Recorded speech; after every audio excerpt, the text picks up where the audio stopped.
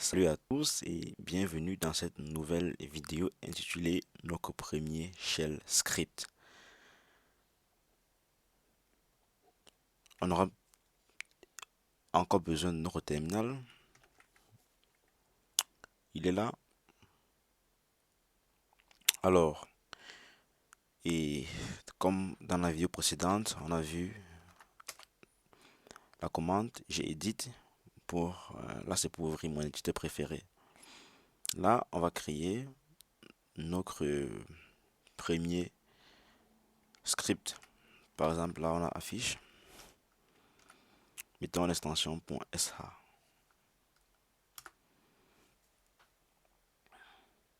Et là, j'ai mon éditeur déjà prêt à être utilisé. Ce qu'il faut connaître, c'est que tout fichier, tout shell script commence toujours par cette notation bin batch. Là, c'est pour dire que nous allons utiliser un shell batch.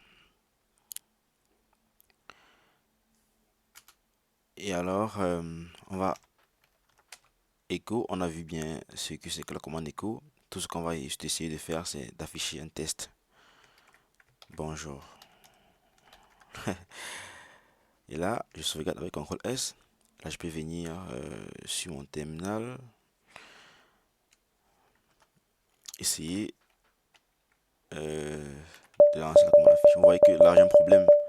Ce que je dois faire, je dois d'abord lever les croix de lecture. Chmod, ce qu'on a vu précédent. Alors, c'est fait. Là, je peux très bien écrire. Maintenant, affiche. Je peux exécuter affiche. Ok, on a bon sur l'écran. Vous voyez bien que ce qu'on a seulement fait, on a juste affiché bonjour sur l'écran. Là, c'est la base, quoi. Maintenant, nous allons faire bien que ça. Par exemple, nous allons voir comment affecter une variable. Nous allons voir comment afficher le contenu d'une variable. Nous allons voir comment supprimer une variable. Et nous allons voir comment lire des entrées clavier. Revenons dans notre fichier affiche.sh et faisons un truc. Bon, disons par exemple qu'on a la variable A qui a par exemple bonjour. Il prend bonjour. Et là, décidons carrément d'afficher le contenu de notre variable A. Comme on a vu, on va utiliser notre symbole de là et on va écrire A. J'enregistre, je viens ici. Là, j'ai toujours bonjour. Maintenant, ce qu'on va faire à la suite, c'est supprimer la variable A. Pour ce faire, on va juste écrire ici z A. Et là, on voit bien que si c'est que je sauvegarde ça et que je décide par exemple d'exécuter ça, j'aurai une erreur car la variable n'existe plus. Et là, je peux lancer. On voit bien que je n'ai rien quoi. La variable A a été supprimée, elle n'existe plus. Et là, je n'ai rien. Bon, c'est clair que si c'est que je récupère l'erreur, on aura par exemple, on aura peut-être une erreur affichée sur ma console. Bon, c'est pas ça qu'on va faire pour l'instant. Ok, là, j'écris bien cette commande. Bon, laissons affiche là comme ceci. Et allons voir notre commande. Allons voir la commande read. Je sauvegarde comme ceci. Et je crée encore un autre fichier. J'édite. Disons lire. .sh. Là, c'est pour lire. Hein. Ok. Là, j'ai mon fichier lire qui a été créé. Comme toujours, c'est la règle numéro 1. La règle numéro 1, c'est toujours préciser quel shell on utilise. Bon, décidons de lire quelque chose. Bon, disons au moins ça le souhaite ce qu'on va lire entre ton nom. Disons écho votre nom, s'il vous plaît. Et à la suite, on lit le nom et puis on affiche le nom. On dit à la suite bonjour. Et là, on le salue avec son nom. On sauvegarde. Et là, on vient sur notre commande. Et là, on va toujours lever les croix de lecture. Ouais, on peut exécuter cette commande, lire sans problème. Votre nom, s'il vous plaît, Donny le Prince. Bonjour, Donny le Prince. Ça marche. Ok.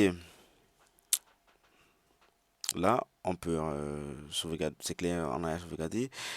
Et je vais encore vous montrer quelques petites trucs. Pour commenter, c'est clair que c'est bien d'écrire avec des commentaires. On peut justement afficher, on peut avec ce signe-ci, c'est pour commenter. Donc, avec ce signe-ci, c'est pour écrire des commentaires. Nos commentaires, s'il vous plaît. Nos commentaires. Et aussi, si c'est que, je vais vous montrer un truc important. Pour, si c'est que je veux exécuter une commande de l'extérieur. Bon, par exemple, disons que je vais essayer d'exécuter ls. Je dois, ce symbole-ci va me permettre d'exécuter une commande et d'enregistrer la sortie de la commande dans la variable b. Bon, décidons que je veux faire un ls. Et à la fin, je vais récupérer ça et afficher ça dans mon écho. Comme ceci. Donc, vous voyez que ça va faire carrément ls là dans le répertoire actuel et ça va me donner le résultat sur le terminal actuel. Je décide d'enregistrer, par exemple, comme ceci. Et là, j'écris simplement affiche. Ou bien que j'ai ma réponse. Affiche qui existe là. Et j'ai lire pour contrôler si c'est que le travail vient effectué. Je peux taper ls. Et là, on voit bien que j'ai affiche et j'ai lire. Les deux fichiers qui existent dans notre répertoire premier script. Alors, on va aussi voir ce symbole-ci qui n'est autre. Avec ce symbole-ci, il va simplement ignorer tout ce que j'aurais dit. Par exemple, si c'est que je mets $, B là et $A. Ceci ne sera pas interprété comme variable. On va simplement interpréter ça comme string, comme chaîne de caractères. Alors, testons ce qu'on vient d'écrire. Vous voyez, on n'a rien d'autre que comme que $B et $A. Donc, vous voyez que ceci n'a pas d'effet, quoi. Il n'a pas d'effet.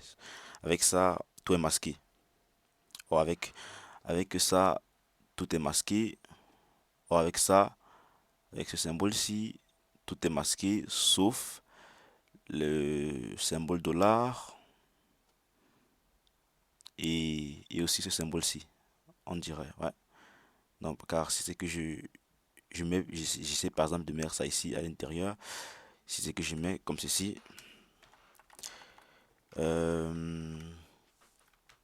je mets ce symbole à l'intérieur et j'ai ls, on aura très bien le résultat. Je peux tester là. Et là, je peux dire affiche. On a très bien notre résultat. Affiche et lire. Ok, c'était tout pour cette vidéo. On se retrouve à la vidéo prochaine. J'espère que celle-ci vous a plu. Et si c'est le cas, n'oubliez pas de vous abonner et d'activer la cloche de notification. C'était le Prince Donny.